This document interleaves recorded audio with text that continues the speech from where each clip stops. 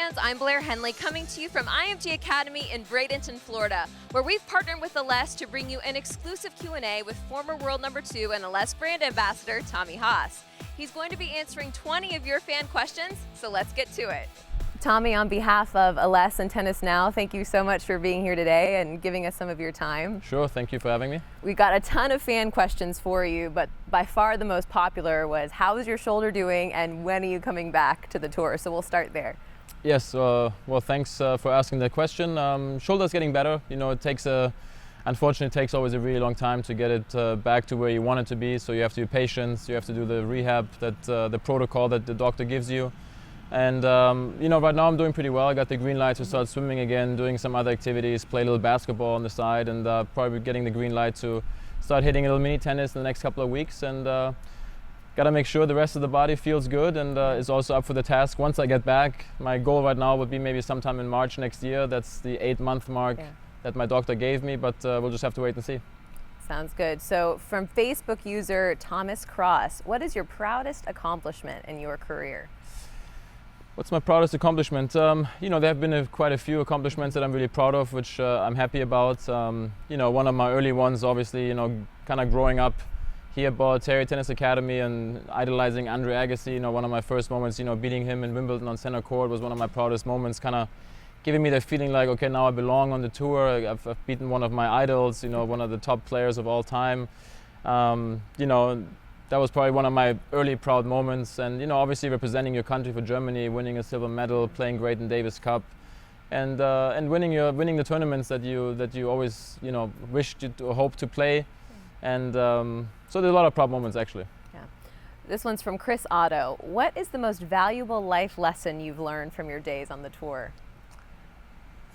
Life lesson. I mean, that could be a lot of life lessons, I think, you know, not only on the tour that you go through. I think, you know, I think one of the most important life lessons always is just to kind of, you know, when you have the time to sit back and look at life, is to really just always have a smile on your face and appreciate life and appreciate what it gives you and make the best of it and not to take everything too seriously.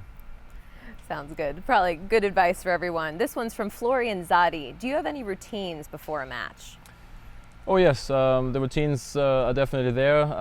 They've changed a lot throughout the years as well. You know, back when I first started playing in '96 on the tour, you know, it was kind of like a little warm-up, you know, 5-10 minutes, maybe a little stretch, and then you go on the court and you start playing. Now it's like a whole process. You know, you have to go to the tournament or to the site many hours before, and you know, you have the whole warm-up program that you have to go through. And sometimes, you know, superstition comes into play where you kind of do the same things if you're still winning or you're still in the tournament. So, you know, there's a lot of things that are going on now and a lot of time being spent actually before you even go on the court. Do you have any superstitions? I do have a few, yeah, on the court that I do that are very complicated to explain, but sometimes you try not to step on the lines, or if I happen to break the serve of my opponent, which doesn't happen so often, I do a weird thing with the tennis balls when I get them, you know, kind of bouncing the balls over the lines, and but that's it, not too many anymore. This one's from James Kasparov. When you come back to tennis, what will your #1 goal be? Number one and foremost important is obviously to be healthy and strong. Hopefully the shoulder allows me to come back and not worry so much if it's going to hurt or if it's going to give me the strength that I need, so I can just actually focus on playing the game. I know from experience, you know, coming back from injuries, it's going to take me some time to obviously feel comfortable again playing matches against the guys out there, and the movement's going to be a little weird in the beginning, and you have to be patient, but yeah, just kind of looking forward to maybe hopefully competing again. And the main goal for my comeback will be to hopefully decide on my own terms when I want to, you know, retire from this great sport. So not because of an injury. This one's from Twitter user MG Loves Tennis. What advice do you have for kids who want to become professional tennis players? You know, just the #1 is to really just enjoy the game, to try and enjoy the people you're around, so surround yourself with on the court. I think it's important to have a coach that you really like and that you like to listen to, that hopefully has some experience, and yeah, just to kind of you know, keep enjoying it, keep working hard. You got to have a good work ethic, and really yeah, follow your dreams, never give up. You know, there's going to be some tough times ahead at times, but you know, it's important to keep on going. From Twitter user Ren Tennis Fan, what do you wish you knew as a young pro that you know now? Would you have done anything differently? I think we always kind of say, you wouldn't do anything differently. I mean, I think the path that I took or that I chose at a young age, was great. Obviously knowing what you know now, you kind of wish maybe you would have had a physio at your side, very early and, taking care of your body maybe a little bit better. But, every year, we get better with technology, but, we know more about how to warm up, what exercises are good for you. So, maybe it would have been great to have that when I turned pro at a young age, but, it came how it is, and I'm happy to still be around and trying to use the knowledge that I have now for the rest of my life. From Doris LaRubia, it's pretty common for former players to work with other players on the tour. Which current players would you like to coach? Which current players would I like to coach? Yes, if you had to coach someone. Okay, yeah, that's a good question. I think number one, it's always important that you like to watch the player that you would coach and that you can kind of maybe see yourself in the player as well. I have an all-round game. I think, the one-handed backhand kind of like always is my style. If I had to choose one right now, I think, Roger obviously would be up there. Roger Federer would be an interesting guy to coach, even though I think it might be a little bit easy in some ways because the guy is so good and incredibly hungry to still do so well, and what he's showing off right now is quite incredible again. So, somebody like a Grigor Dimitrov, I think, who has an all-round game as well, has a lot of potential to maybe be the next big thing, and somebody that I really enjoy watching too, because there's a lot of stuff going on all the time on the tennis court. There's obviously certain styles that you kind of lean towards more, and he's the style of play that I like, and somebody like him would be interesting. Good. From Miriam Abdullah, what are the advantages and disadvantages of fame? We're getting deep here. Yeah, well, I mean, I think, when you become a professional athlete or whatever it is that you're doing and fame comes with it, it means that obviously maybe you're doing something pretty good. It's never something you looked for when you were a young kid, is try to be famous. I just try to be a good tennis player, and luckily it's not so bad in my case anyway. There's maybe a few times here or there where in Germany people recognize me and maybe come up to me and talk to me, but it's always sometimes as well, it's an honor, it's a nice feeling when people just tell you that they really enjoyed watching you play tennis throughout the years, and you've given them some inspiration to go back out on the court or continue to play the sport, and that's a nice thing. Any disadvantages? Just the occasional people in? Maybe an occasional one, but overall not really. Yeah. I mean, there isn't many, I don't think, haters out there in the world in my case, so that's nice. Good. From Justine Toussaint, what is your favorite tournament overall and why? Yeah, there's always, maybe the couple of tournaments that you favor, but I have to say that, the ATP has done such a good job overall that, there's so many tournaments now that you really feel comfortable, and that all the tournament directors and people that are involved in tournaments make the players really feel like at home, and they do so much to make sure you feel good. So there's so many tournaments that I actually do like. If it's in Germany, there's a lot of tournaments that I like Munich, Halle, Stuttgart, Hamburg. I mean, actually all of them I do like. Obviously it's also my country where I'm from, but even here in the US, so all around the world, they do such a great job.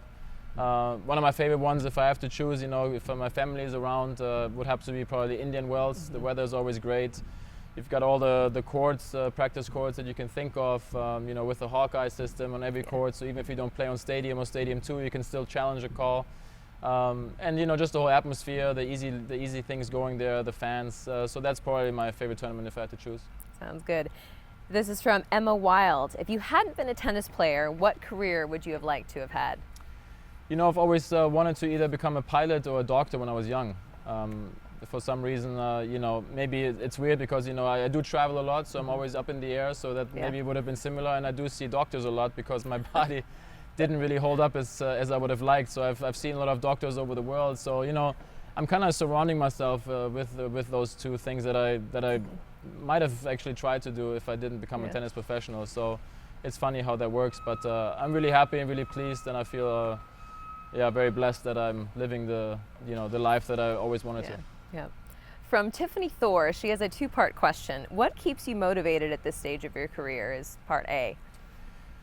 The main motivation, I think, was always to be able to start playing the sport on my own terms, to kind of know if I'm a step too slow, or know, like, look, I'm not really winning the matches anymore that I would like, to kind of know, okay, maybe this is going to be my last tournament, and invite my friends and maybe have a big party. So that's kind of like one of my goals. The other thing is, my daughter is turning 4 years old now in November, and I feel like now with another injury, if I could come back sometime next year, you know, I think she'd be old enough to maybe actually still remember watching her dad play when it still counted on the real tour, before maybe hit the seniors tour. So, so that's another motivation for me. And her second part is, would you ever consider growing your hair long again? I probably would consider it. At the same time, I've told a lot of my friends and family that if I ever get it too long again, to please cut it for me while I'm sleeping, because it's, you know, I look back at some of the pictures and the ponytail days, I think I had to retire those. This one's from Alex Myers. Which of your injuries has been the hardest to recover from? They've all been pretty tough. You know, I think any time you have to have surgery, it's tough. You know, you try to obviously find every other solution first to maybe not have that part going on for you, because, you know, your whole body, it has to kind of reboot itself, and it takes a long time until you actually healed and until you get the strength back. So, you know, hip surgery's been tough. You know, my first shoulder surgery coming back from was also very hard. So, you know, I think, you know, hip and shoulder are obviously as tough as it gets anyway, with the whole joint being that complicated. So, but I'm also, you know, proud to have come back from some of those injuries, and hopefully there's going to be one last little push for me. So we'll see what happens. Sounds good. This one's from Twitter user Ola Marud. Have you ever considered changing your one-handed back into a two-handed, or did you ever have a two-hander before you switched to the one-hander? You know, my dad was obsessed with Ivan Lendl's backhand when I grew up, and you know, I always had to kind of play with the one-handed backhand at a young age. And then when I was young, everybody was always so in awe that a little boy like, you know, me could hit such a nice one-handed backhand. So I kind of regret maybe not starting off with two hands, because I think that would have taken a lot of pressure off my arm, especially when you're young and you love to play, and you're playing with a one-handed, and you had the bigger rackets already at a young age. So maybe that has something to do also with the injuries of my shoulder, but who knows. But at the same time, I love my one-handed backhand, and it's given me a pretty good shot to rely on when I needed it. And you know, there are times on the court where I think sometimes it's a little bit easier to maybe have a two in the backhand, especially if somebody serves 135 or 140 mile an hour, you know, serve to your backhand. It's kind of a little bit easier to maybe block it with another hand. At the same time, you have more variation with the slice, and I think you're a better volleyer when you have the one-handed backhand, and I think you know, history has proven that. Yeah, absolutely. From Doris LaRubia, if you could replay one match in your career, which would you choose and why? One match. There's probably a lot of matches that I would like to replay. One that sticks out maybe would have been against Marat Safin, maybe 2002 Australian Open. Felt like I was playing some of my best tennis at that time, and I think I lost in the semifinals against him. There was a rain delay that came in on the fourth set. I was up 2-1. And it was one of the first times I had to deal with a rain delay in such a big moment. And I went back in the locker room, and my physio and I decided to maybe stretch out our legs and try to stay warm that way.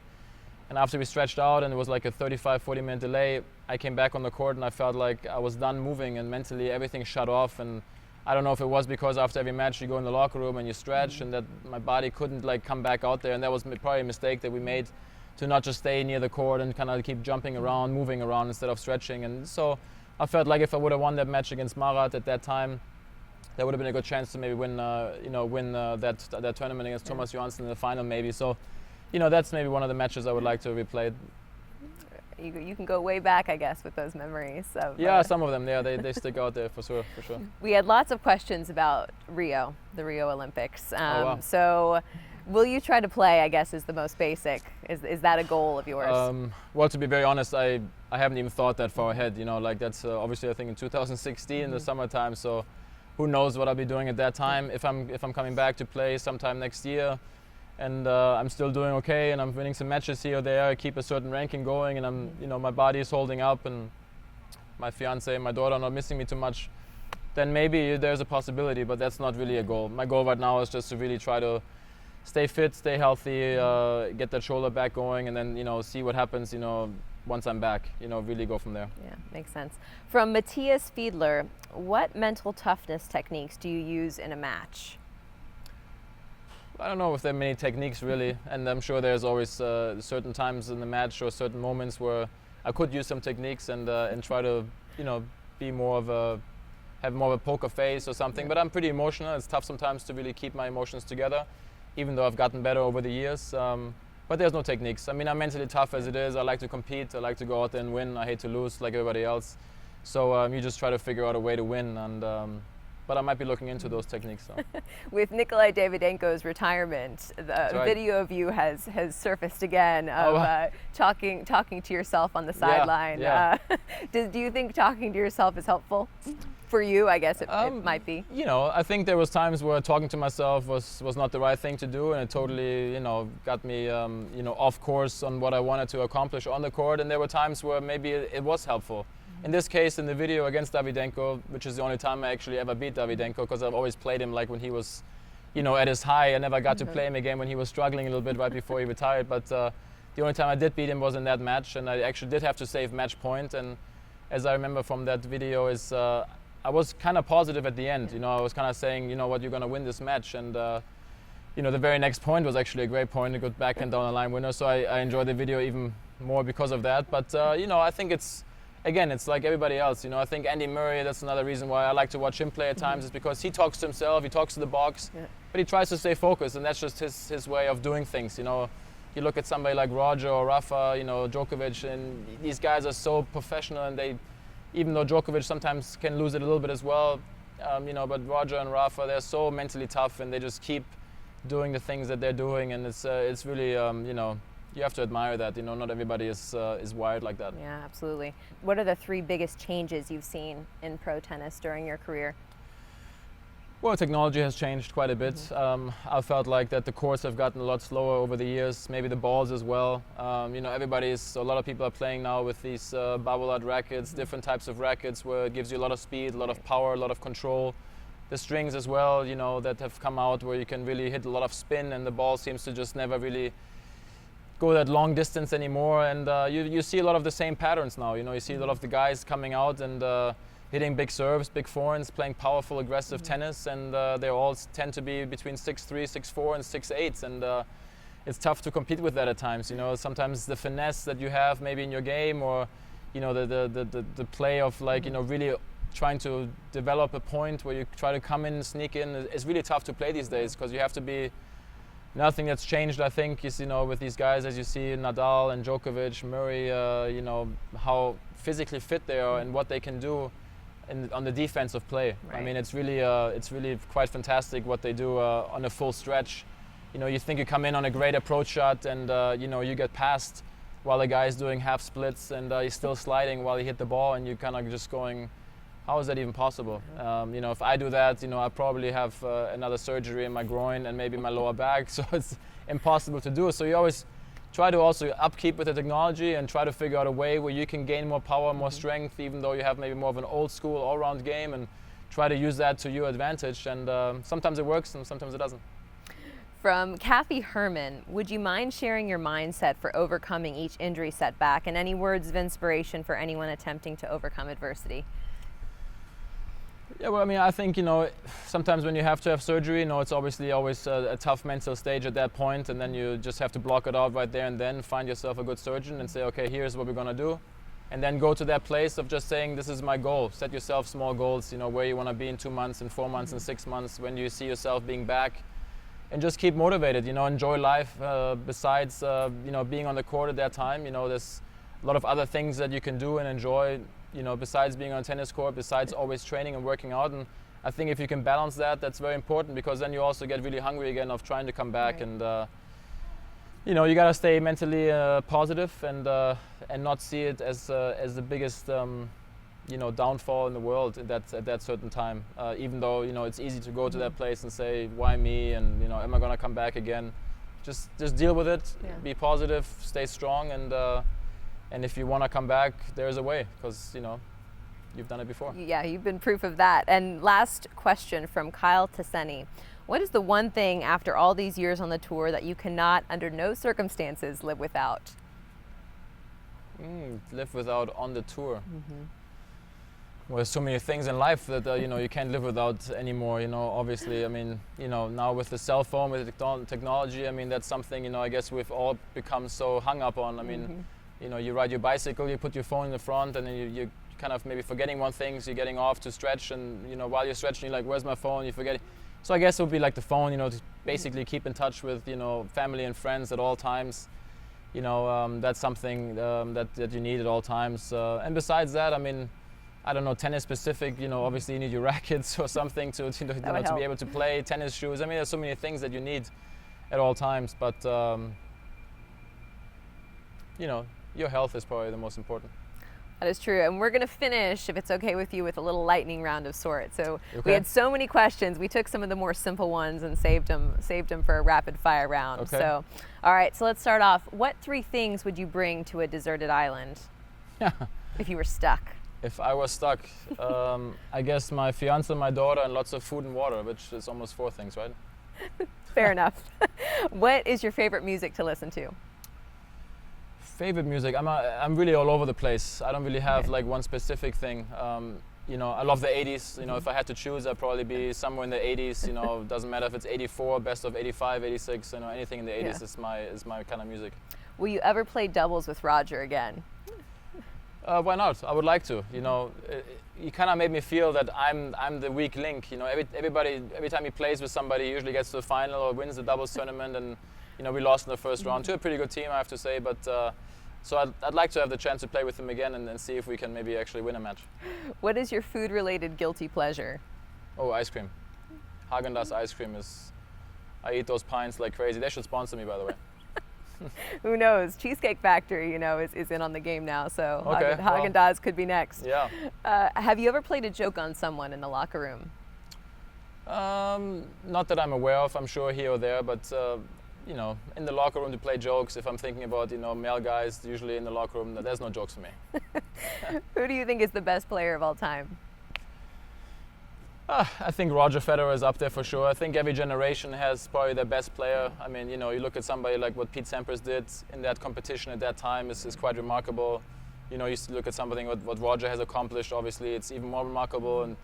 But Roger, I think, is at that stage right now where if he continues to play the way he is right now at 33, maybe next year and the following year, you gotta hand it to him. He probably has to go down as the greatest player. What is the best thing about being a dad?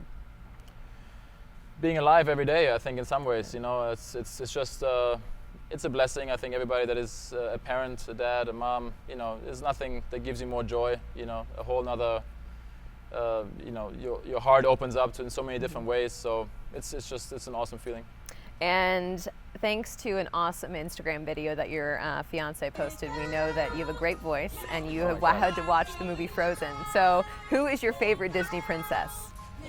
I can't believe she did that, by the way, because I was driving, I didn't really pay attention, and she posted that. Yeah, my singing is not so good. Even though my father-in-law is obviously quite known in the music business, I've tried to sing in front of him once just to see if he would maybe be interested in making a song one day. But he told me that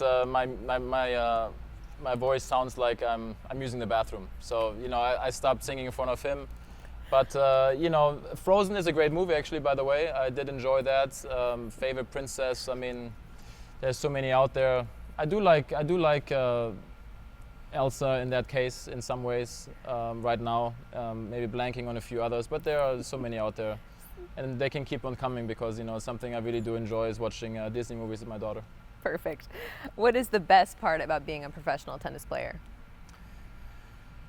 The best part is, for me, it's just living my dream. It's something, when I was a young kid, I wanted to become a professional tennis player, and I'm living my dream. I'm still trying to do that. I hope I will be involved in tennis for the rest of my life. It's something that I just really enjoy doing. If it's playing senior tennis or coaching or just being around tennis kids, courts, the facilities, it's just my life. And the best thing about it is you get to travel the world, you get to make a living, you get to play in front of fans and crowds and great tournaments and big matches against some of the greatest players of all time. And every once in a while I get that sensation of winning matches, which is such a great feeling, and losing matches is also a feeling. But no, it's a blast. It's fun.